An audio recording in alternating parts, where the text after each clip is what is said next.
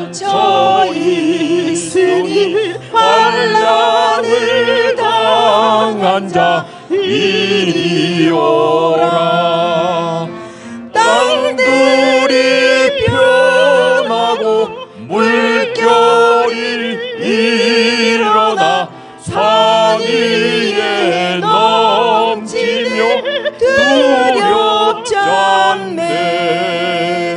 말씀의 제목은요, 하늘로부터 오는 지혜, 이런 제목으로 우리가 야고보서 3장 말씀, 본문 말씀을 중심으로 하나님의 은혜를 나누고자 합니다. 여러분이 잘 아시는 것처럼 저는 특별히 우리 내부 목사님 가운데 제일 언변이 없어서 간지를 반드시 준비해야지만 또 가능하고, 또 여러분이 성경을 펼쳐주셔야지만 저를 따라올 수가 있습니다. 잠언 8장, 구약 성경 918면 정도에 잠언 8장을 펼치시고 또 한 군데는 야고보서 3장을 펼치시면 오늘 말씀을 같이 공부하는데, 우리가 같이 나누는데 큰 도움이 될 걸로 압니다.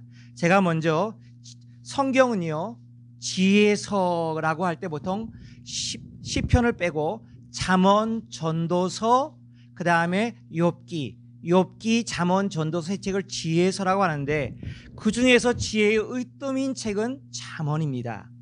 그래서 우리가 잠언 전체의 주제가 지혜를 말하고 있는데, 그 중에서 잠언 8장은 특별히 지혜를 찬양하면서 지혜가 얼마나 우리 삶에 중요한지를 말하고 있습니다. 자, 나누고자 합니다. 잠언 8장을 잠깐 펼치시고 기도하고 시작하겠습니다. 기도합니다. 하나님 감사합니다. 부족하고 연약하고 게으르고 더러운 종이 주님 앞에 섰습니다. 보혈이 없이는 불가능합니다. 하나님의 성령의 역사하심이 없이는 하나님의 은혜가 나가지 않고 내 더러운 모습이 나갈 수도 있습니다.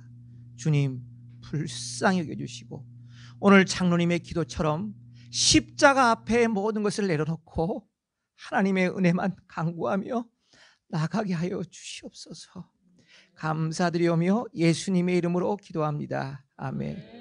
오늘 장로님께서 오랜만에 기도해 주셨는데 너무 은혜로운 기도를 해주셔가지고 우리가 다 은혜가 넘치네요. 자, 잠언 8장을 보겠습니다. 잠언 8장은 지혜를 찬양하는 장, 지혜가 하나님의 사역에 있어서 얼마나 중요하고 우리 그리스도인 삶에서 얼마나 효과적인지를 말해주고 있습니다. 한번 제가 다 읽을 수는 없어요. 스킵해서 읽겠습니다.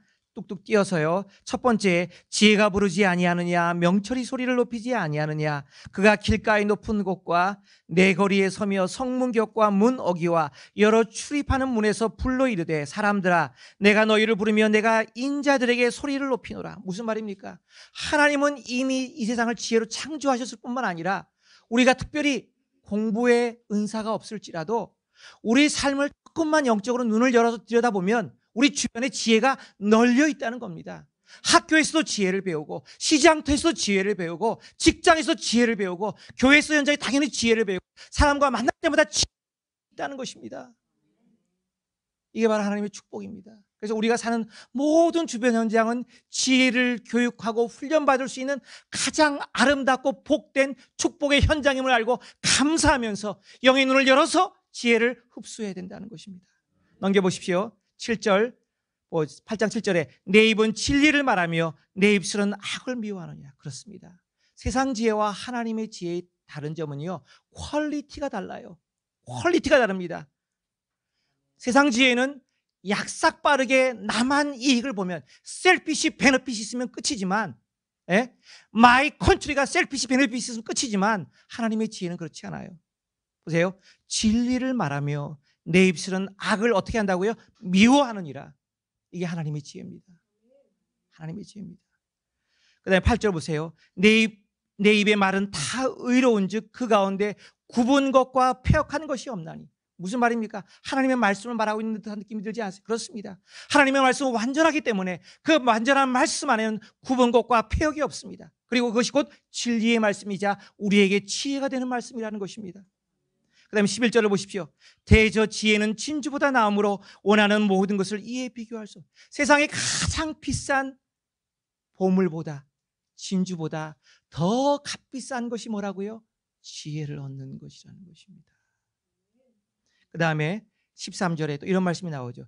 여호와를 경외하는 것은 악을 미워하는 것이라.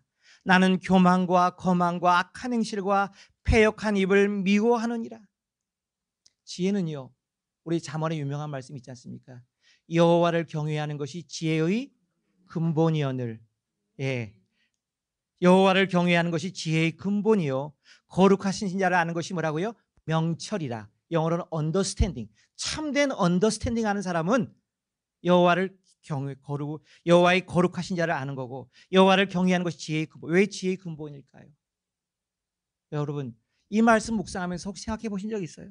제가 이번에 이 말씀을 준비해 다시 한번 생각해 봤어요. 제가 찾아본 자료와 공부한 것들에 의하면 이렇게 말씀하더라고요. 지혜는요, 단순한 난리지가 아니래요. 성경이 말하는 지혜는요, 내 삶 속에 뿌리 박혀서 나의 생각과 나의 의식과 나의 태도가 바뀌어져서 정말 하나님이 원하시는 의로운 삶을 살아갈 수 있는 것, 그러려면 누군가 감독관이 필요하다는 거예요. 여러분, 제가 중학교 때 저희 어머님이 하도 이렇게 독촉을 해서 공부를 조금 하게 됐는데, 그때 점수를 제일 받기 쉬운 과목 중에 하나가 바른 생활이었어요. 도덕이었어요, 도덕. 근데 여러분, 바른 생활 배웠다고 바른 생활을 하게 됩니까? 한번 생각해 보세요. 여러분, 바른 생활을, 시간에 우리가 바른 생활을 배웠다고 바른 생활을 하나님 앞에 하게 된가요? 왜 안 하죠? 왜 지식과 지혜가 더 많이 발달한 요즘이 100년 전, 200년 전보다 왜 도덕의 가치는 더 떨어졌죠? 아주 쉬운 예로, 이제는 내 주변, 바로 내 이웃이 나를 모릅니다. 그러나 옛날에 시골에 살 때는요, 다 친척이었어요. 앞집, 옆집, 뒷집 다 보면 내 아버지, 내 친척, 내 삼촌, 내 조카이기 때문에 거기는 사람을 속일 수가 없어요.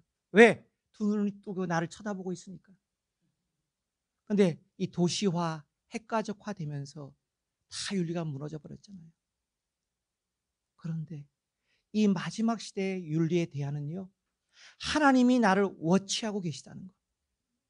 하나님이 나를 워치하고 계셔서 나의 일거수일투족을 보시면서 나를 축복하시기도 하지만, 사랑하는 택한 백성이 잘못된 길로 갈 때는 가만히 계시지 않고 안타까워하시면서 어떤 경로를 통해서 그것을 막으신다는 것입니다.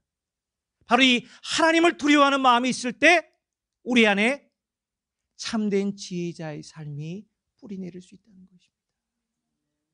그래서 마지막 시대에 교육은 사람을 바꾸는 걸 실패했지만, 기능인을 양성하는 데 그쳤지만, 우리 기독교의 교육은 살아계신 하나님, 지금도 살아계셔서 역사하시며 내 안에서 예수 그리스도를 통해서 나와 함께 하시는 그 그리스도를 모시고 사는 삶, 그 외에는 의로운 삶, 바른 삶을 격려하고 독려할 수 있는 방법이 아무것도 이 세상에는 없다는 것입니다.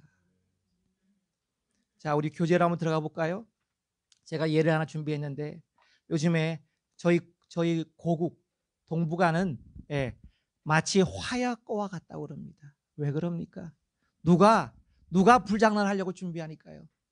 여러분, 이름 얘기 안 해도 다 알죠. 그 나라. 어느 날 갑자기 정말 잘 사게 된 그 나라. 오랜 동안에 그 모진 가난, 그 미련함을 다 벗겨버리고 이제 잘 사게 되니까, 기독교가 복음을 증거하니까, 기독교가 들어가서 하나님 나라의 복음의 왕성의 꽃을 피니까, 그 방해하는 세력의 한 사람이 나타나가지고 자기 나라가 최고라고, 옛날 그 고대 옛날 시대에 청나라 명나라의 명성을 다 회복하겠다고 아시아에 있는 모든 나라들을 갖다가 못 살게 구는 깡패 비슷한 나라가 나타나지 않았습니까?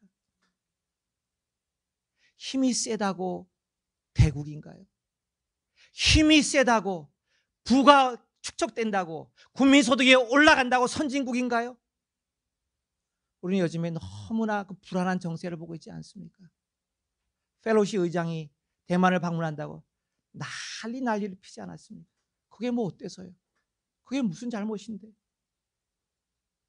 아직까지도 세상에는요, 악이 들끓고 있고 악한 자가 힘과 권력과 부를 얻으니까 온갖 몹쓸 짓을 해대는 세상이 바로 이 세상이라는 겁니다. 우크라이나는 안 그런가요? 우크라이나가 강대국이 아니면서 핵을 가졌습니다. 왜? 소련의 핵이 다 그 우크라이나 지방 집중되어 있었으니까. 그래서 강대국들이 모여서 회의를 하면서, 야, 니네가 핵을 안 가지면 우리가 너희 나라의 안전을 보장해 줄게 하고 약속을 했어요. 어떻게 됐어요? 약속을 헌신작처럼 다 뭉개버렸죠. 누가? 예, 한 나라가. 세상에서 나쁜 짓만 골라 하는 그 나라가. 그 나라가 나쁘다는 건 아니지만 또 힘을 이용해가지고 마음 놓고 짓밟아 버렸죠. 이게 바로 세상이라는 것입니다. 그래서 우리는 참된 세상의 지혜 지식보다는 참된 하나님의 지혜에 주목할 필요가 있다는 것입니다. 오늘 교재를 잠깐 보시기 바랍니다. 지혜와 지식의 차이. 저는 이렇게 생각합니다. 지식에 있어서는 성공하지 못해도 우리는 지혜에 있어서는 성공해야 합니다. 왜?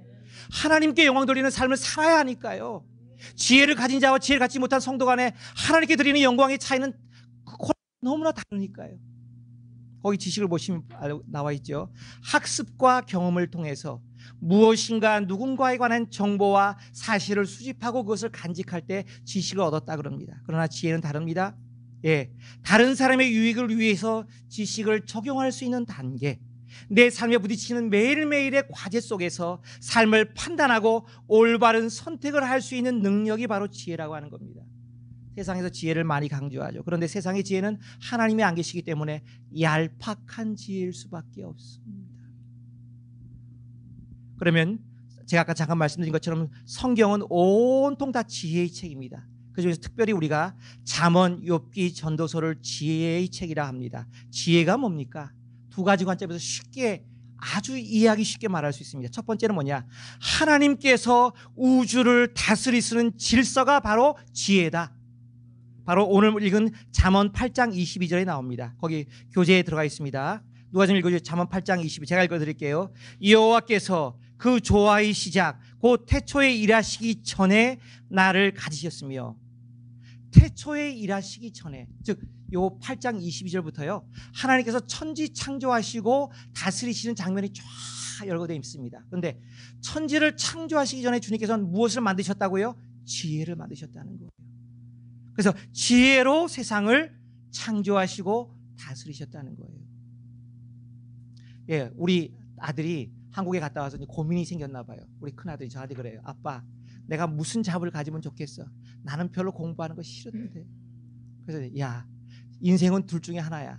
미리 공부해서 라이센스를 따거나 아니면 나중에 열심히 공부해가지고 발로 손으로 뛰거나. 그래서 우리 아이들이 지금 고민이 뭐냐면, 미국에 사는 아이들이 수학을 그렇게 하기 싫어요. 수학 재미없고 머리 아픈데 왜 해야 돼? 그럼 제가 그래, 야, 스탁, 주식해서 돈 버는 아주 유명한 미국 사람 한 사람이 있는데 그 사람은 원래 유명한 수학자였어. 가만히 보니까 어떻게 하면 돈을 벌까 연구하다가 이 주식의 흐름을 자기 수학적인 기법으로 분석해서 그것을 연구해서 도입해서 돈을 번 사람이 하나 있어. 돈 버는 게 그냥 되는 게 아니야. 머리를 써야 되는데 그 머리는 아주 정교하게 수치로 환산되고 정답이 딱딱 떨어지는 수학밖에 없어. 우리나라가 누리호를 저기 우주에 보냈다고 좋아하지 않습니까? 그걸 하기 위해서 한국의 똑똑한 박사학위를 가진 한 8명 이상의 수학자들이 모여서요 그 궤도를 다 수학으로 계산한 거예요. 계산한 거예요. 그걸 계산해내지 않으면 어떻게 돼요? 우주에서 그 우주선이 미아가 돼버려요. 바로 이거라는 겁니다. 하나님께서 이 우주를 만드실 때 지혜로 만드셨어요. 아주 정확한 지혜로 만드셨어요. 지구가 하루에 한 바퀴 자전을 하고 또 1년에 태양 주위를 한 바퀴 정확하게 공전하지 않습니까? 그래서 24시간이 있고 사계절이 있고 1년 12달이 있는 거 아닙니까? 이게 하나님의 정확한 지혜에서 나온 거거든요. 그래서 우리는 하나님을 믿노라 하면서 지혜를 무시한다면 가장 어리석은 행동, 눈 가리고 아웅한 행동이 될 수도 있다는 것입니다. 자, 그 다음에 그래서 지혜는 한마디로 하나님이 이 우주 만물을 창조하시고 다스리시는 질서가 뭐다? 지혜다. 그러면 우리 그리스도인에게 지혜는 뭡니까? 그 다음에 나오죠. 이 질서의 조화를 이루어서 이 질서에 어긋맞기지 않고 이 질서에 어게인스트하지 않고 이 질서의 조화를 이루어서 효과적으로 삶을 살아내는 태도와 능력을 바로 우리 인간의 지혜라고 말할 수 있다는 것입니다. 실천적인 입장에서 지혜는 삶의 기술입니다. The Art of Living이라고 기록했죠. 즉 어떻게 사는 것이 바르게 사는 것이며 어떻게 살아가는 것이 바로 가장 빨리 안전하게 바르게 성공하는 길인가를 가르쳐주는 것이 바로 지혜라는 것입니다. 그래서 잠언의 주제는 제 얘기가 아닙니다. 유명한 한국의 교수님의 얘기죠. 잠언의 주제는 한마디로 지혜인데 그 지혜의 주 가운데 무엇을 말하고 있느냐? 의로운 삶, 성공적인 삶, 의로운 삶 이퀄 곧 성공적인 삶이고 행복한 삶이라는 것을 가르쳐 주는 책이 바로 잠언이라는 것입니다. 그래서 거기 제가 예를 하나 들었죠. 잠언 3장 23장에서 19절 누가 좀 읽어주세요. 거기 표에 나와 있어요. 1번에 너는 듣고 지혜를 얻어 내 마음을 바른 길로 인도할지니라. 이 구절이 왜 중요하냐면 잘 보세요. 이 구절이 왜 중요하냐면 히브리어 문장에서 문법에서 평행법이라는 게 있어요. 동일한 의미를 나타내는 단어를 반복해서 강조하면서 동일한 단어가 들어갈 곳에 비슷한 다른 단어를 집어넣으면서 강조한다는 겁니다. 여기 보세요. 내 아들아 너는 듣고 지혜를 얻어라. 지혜를 얻으라 그랬죠? 근데 그 다음에 어떻게 말했죠? 내 마음을 바른 길로 인도할지니라. 지혜는 곧 뭐라고요? 의라는 거죠. 네, 지혜를 얻으면 어떻게 돼요? 바른 길로 얻게 된다는 거예요. 그러니까 지혜롭지만 그 사람이 바른 길을 가지 못한다? 세상의 지혜예요. 절대로 하나님의 지혜가 아니에요. 우리는 가끔씩 어떤 공동체나 단체나 그룹에 똑똑하고 스마트하다는 또 뭐 어떻게 말하면 먹물개나 들어갔다는 어떻게 말하면 세상에 경험이 많다는 스스로 자수성가했다고 하는 그런 탁월한 사람이 들어와서 공동체를 잘 이끌 때도 있지만 그 반대로 공동체를 분란을 일으키며 공동체를 둘로 셋으로 나누는 그런 악한 모습을 보게 되죠.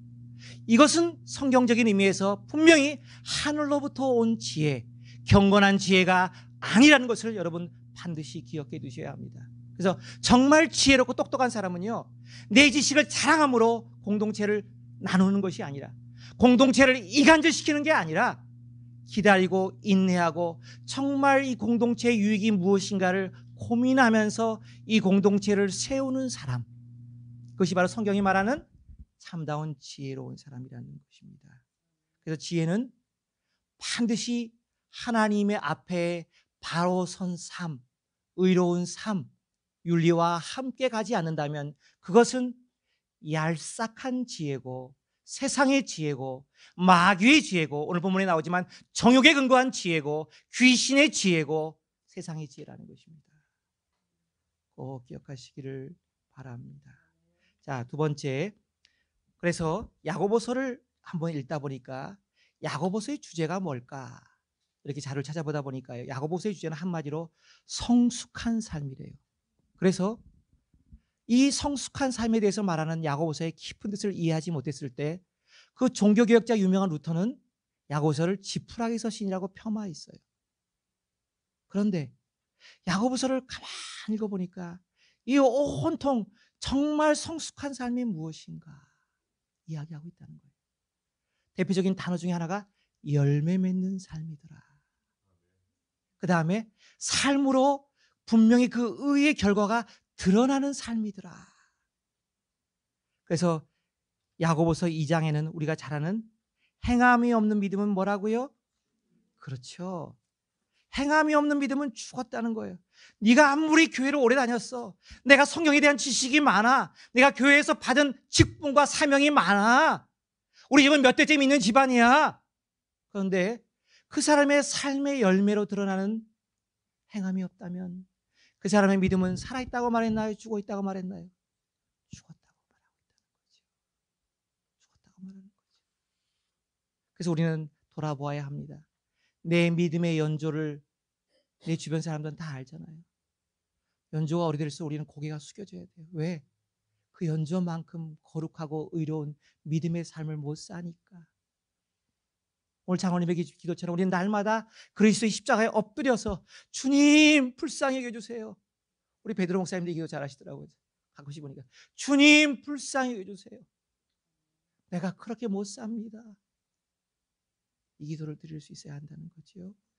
자, 그래서 야고보서에서 말하는 성숙한 삶은 또 다른 표현으로 말하면 지혜자의 삶이라는 겁니다.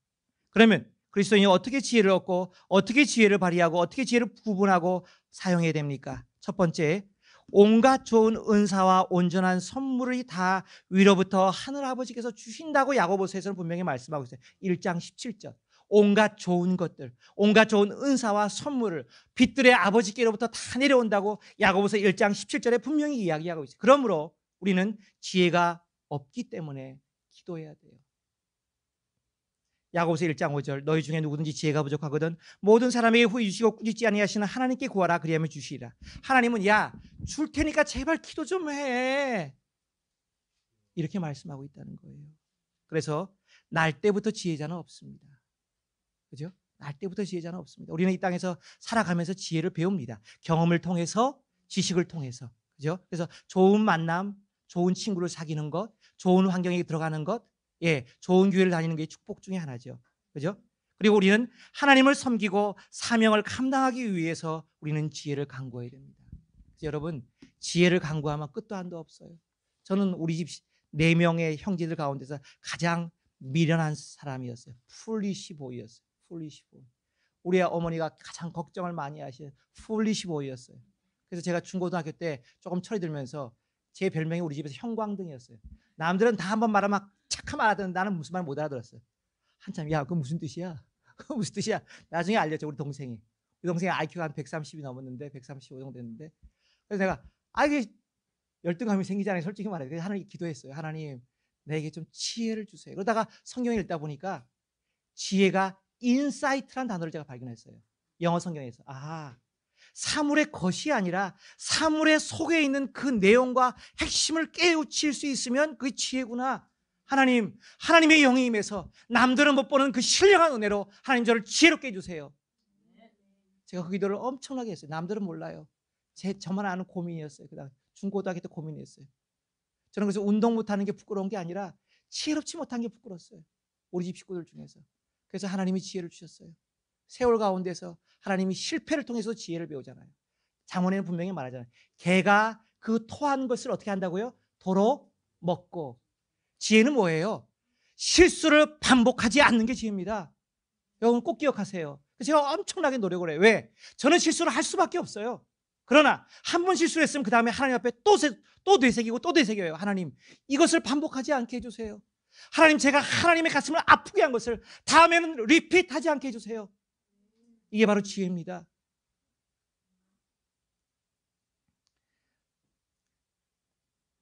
골로새서 2장 3절에는 분명히 기록되어 있어요. 예수님 안에는 지혜와 지식의 모든 보화가 감추어 있느니라. 그렇습니다. 예수님을 믿는 순간 우리는 지혜를 이미 약속받은 사람이 된 거예요. 지혜의 보물을 이미 받은 사람이 된 거예요. 그래서 우리가 기도 생활한다, 말씀 생활한다, 예배 생활한다, 그리스도께 순종과 헌신 생활한다는 것은 우리가 지혜자가 되는 지름길입니다. 여러분 바보같이 대충 하지 마세요. 바보같이 형식적으로 하지 마세요. 습관적으로 하지 마세요. 오늘 예배에서 오늘 하나님의 말씀을 발견하게 해주세요. 하나님 내가 실제로 살아갈 수 있는 지혜를 하나 발견하게 해주세요. 내 삶이 변해야죠. 여기서 말하는 지혜는요 지식이 아니에요. 내 삶이 변하는 걸 말하는 거예요. 내 삶에 열매가 맺는 걸 말하는 거예요. 내 삶에 의로움이 넘쳐나는 것을 말하는 거예요. 그래서 우리는 믿음 생활할 수 있다는 게 축복 중에 축복이고 세상 어떤 사람들보다 더 많은, 더 빠른, 더 깊은, 더 넓은 지혜를 얻을 수 있는 지름길입니다. 우리 외할머니가 양반 집안에서 태어났지만 집안에서 여자는 글자를 가르치면 안 된다고 그래가지고 한글도 모르고 한자 겨우 조금 읽으실 정도였어요. 그런데 성경을 읽다 보니까 어떻게 되셨어요? 하나님이 깨우쳐 주셔서 한글을 깨우쳐서 성경을 줄줄 읽는 분이 되셨어요. 하나님은 지혜의 하나님이에요. 서양의 대학, 학문의 요람이라는 대학이 어떻게 발달했어요? 수도원운동과 직결되어 있어요. 수도사들이 성경을 갖다 그 당시에 인쇄술이 발달하지 않아서 매일 필사하고 연구하고 읽고 기도하다 보니까 어떻게 됐어요? 지혜가 터져서 거기서 학문이 나온 거예요. 학문의 시작은 기독교예요. 여러분 기억하시기 바랍니다.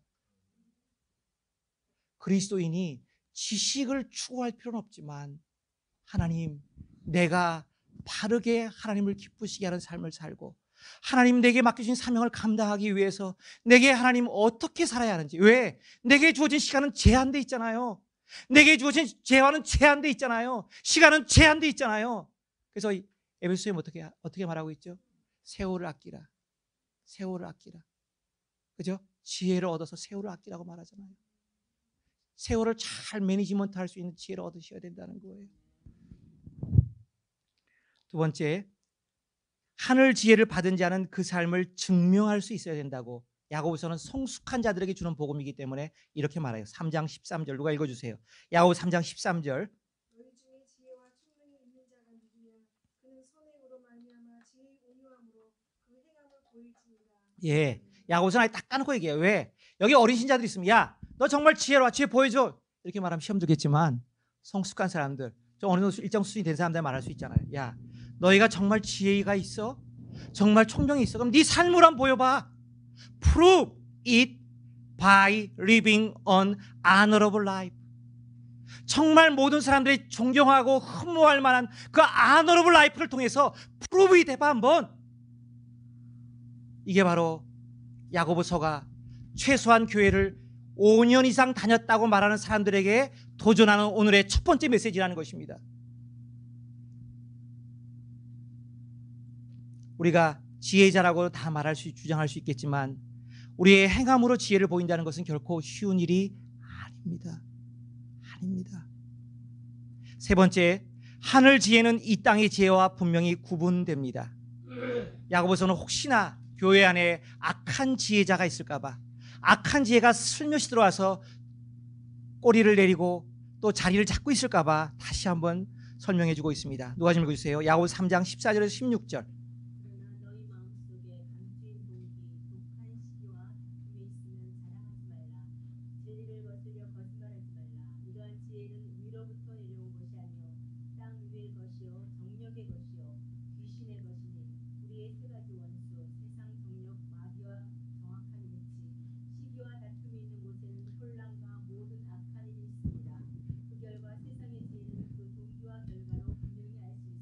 예. 자, 여기서 말하는 중요한 핵심은 제가 깨달은 은혜는요. 우리가 그 사람이 지혜로울 때 그 지혜가 정말 하나님에게서 온 가들리 위즈덤인지 아니면 워들리 위즈덤인지는 잘 몰라요. 우리 육안으로는 잘 구분이 안 돼요. 근데 그 사람 속에 들어가 보면 동기를 보면 알 수 있다는 거예요. 동기를 보면 알 수 있다는 거예요. 여러분 잘 들으세요. 거기 보면 동기가 뭐라고요? 너희 마음 속에 있다는 거예요. 뭐가 있어요? 독한 시기, bitter jealousy가 있다는 거예요. 다툼이 있다. selfish ambition or strive이 있다는 거예요. 그러면 자랑하지 말래요. 여러분, 자 그러면 우리 안에 시기심이 하나도 없는 사람이 있으면 손 들어보세요. ambition, 야망이 없는 사람, 뭔가 꿈이 없는 사람이 있으면 손 들어보세요. 다 있어요. 그래서 우리는 말씀으로 깊이 날마다 체크업하고 또 점검해 보아야 된다는 거예요. 그죠? 근데 이 동기는 아무도 모르지만 자기는 알아요. 자기는 알고 하나님도 알고 예수님도 알고 성령님도 알아요. 내가 왜 이 일을 진짜로 하고 있는지. 그래서 우리가 두려운 거예요. 하나님 앞에.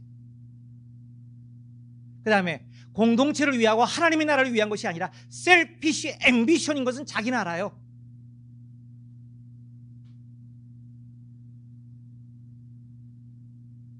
근데 이 지혜는 위로부터 내려온 것이 아니라고 정확하게 단호하게 말씀하고 있죠. 어디의 것이라고요? 땅 위의 것이다. 세상의 것이죠. 정욕의 것이다. 우리 안에 감추어진 악한 심플 네이처에서 생산된 근원한 것이다. 악한 동기에서 나온 것이다. 정욕. 그 다음에 귀신의 것이다. 성경이 말하는 우리의 세 가지 원수와 정확하게 일치하고 있다는 것을 기억하시기 바랍니다.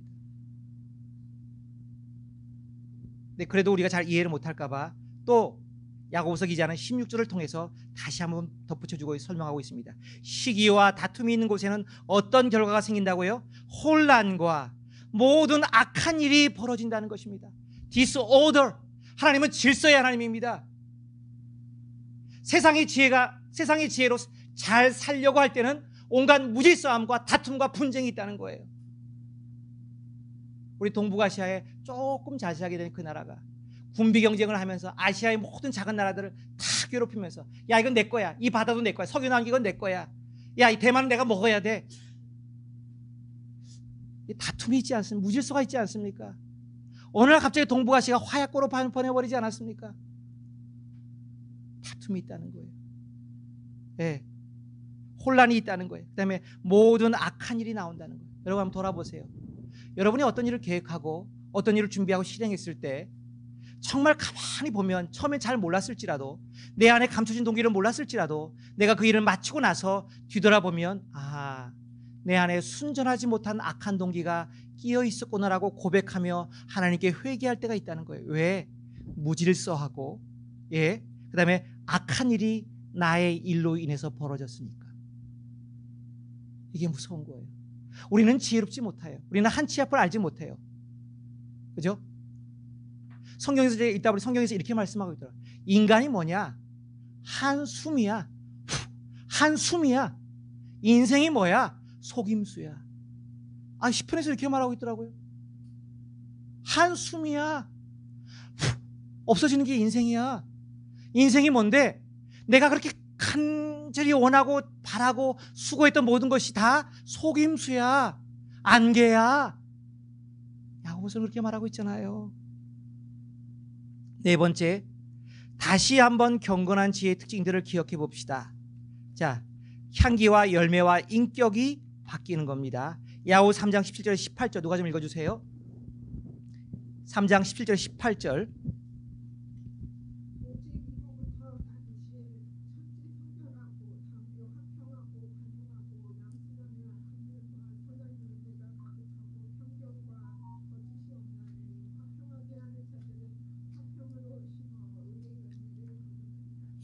보세요.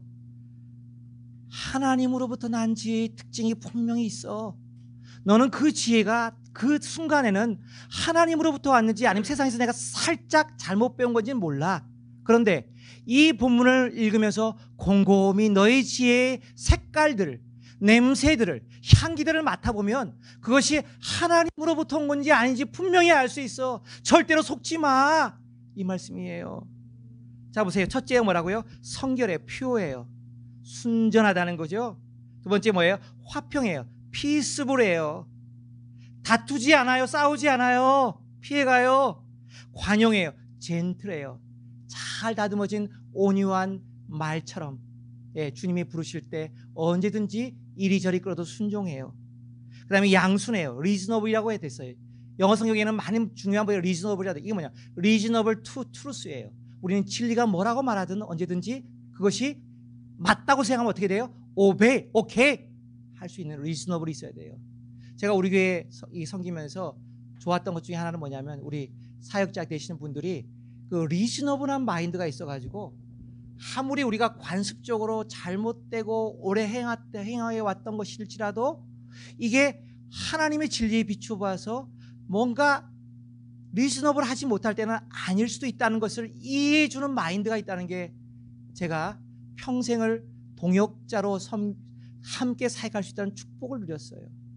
우리 노 목사님이 특별히 그런 은혜가 있으시더라고요. 이 말을 탁 들으면 그거 빨리 캐치를 하세요. 이게 리즈너블한지 아닌지를 빨리 하시더라고요.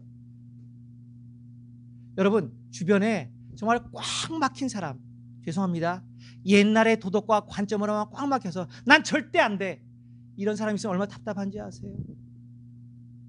세상이 변하잖아요. 우리가 추구하는 하나님이잖아요. 진리잖아요.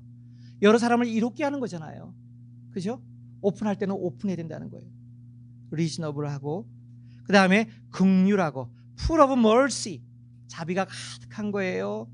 선한 열매, 굿프루시 가득해요. 페이어리티즘, 편견이 없어요. 히포크레시, 위선이 없어요. 위선, 거짓이 없어요. 화평하게 하는 자들은 화평으로 심어 의의 열매를 거둔다. 결국 뭐냐면, 결국 지혜자의 삶은 잠언과 똑같이, 산상순과 똑같이 하나님을 닮은 형상, 즉 의로운 삶의 열매를 거둔다고 하는 것입니다. 여러분이 정말 지혜자가 되고 싶으세요? 기도하세요. 정말 지혜자가 되고 싶으세요? 갖춰진 교회보다도 갖춰지지 않은 교회에 들어가서 정말 그 뚫린 구멍, 그 펑크난 그곳을 막아서면서 한번 여러분 봉사해 보세요. 하나님이 지혜를 배나 세 배나 네 배나 더 주실 거예요. 세상에서 얻지 못하는 탁월한 하나님의 지혜를 얻으실 수 있을 거예요. 그래서 의의 열매를 하나님께서 거두게 해 주실 거라는 것입니다. 마지막으로 결단의 시간 함께 읽으시면서 우리 기도하는 시간을 갖도록 하겠습니다. 그리스도인이란 함께 읽지요. 그리스도인이란 시작. 그리스도인이란 하나님의 자녀와 상속자로서 그 뜻을 이 땅에 대신 펼치는 하나님 나라의 대사관의 대사들입니다. 그러므로 우리는 제한된 시간과 자원을 활용하여 하나님의 사명과 계명을 완수해야 하므로 하나님의 지혜인 말씀으로 우리를 준비시켜야 되고, 평소에요, 전도와 섬김에 힘쓰는 구체적인 지혜를 훈련받는 삶을 통해, 전도와 섬김이요, 교회를 위해서 하는 게 아니에요. 여러분을 위해서 하는 거예요. 여러분을 지혜롭게 만들어줘요. 네, 지혜를 훈련한 삶을 통해 계속 읽죠. 지혜자의 자연스러운 삶의 결과인 의로운 삶, 선한 의의 열매를 맺는 삶을 살아가게 됩니다. 기도하겠습니다. 이 제목을 놓고 우리 합심하여 기도하겠습니다. 하나님, 우리가 이 지혜자의 삶을 교회에서 훈련받게 해주세요. 교회 안 나갈 수 없잖아요. 하나님, 우리가 말씀을 읽으면서 훈련받게 해주세요. 말씀 안 읽을 수 없잖아요. 우리 기도 안 할 수 없잖아요. 하나님, 눈을 열어서 참된 지혜자의 삶을 훈련받는 이 모든 우리의 믿음 생활이 되게 해주세요라고 간절히 일분간만 기도합니다. 기도하겠습니다. 하나님 감사합니다. 하나님 고맙습니다. 하나님 역사하시니 감사합니다. 하나님 축복하시니 감사합니다. 하나님 능력 허락하시니 하나님 감사합니다. 하나님 역사하시니 감사합니다. 말씀하시니 하나님 감사합니다. 오늘 우리에게 은혜를 베풀어 주시니 감사합니다. 하나님 영적으로 잠들지 않게 하옵소서. 나태에 빠지지 않게 하옵소서. 하나님 목적과 동기 없이 하나님 방황하지 않게 하여 주시옵소서. 하나님 분명한 목적을 정하고 하나님 나라의 영광을 위하여 하나님 계명과 사명을 감당하는 깨어있는 그리스도인 되게 하여 주시옵소서. 그러기 위해서 하나님의 지혜가 필요합니다. 말씀이 필요합니다. 우리의 훈련이 필요합니다. 역사옵소서. 예수님의 이름으로 기도합니다. 아멘.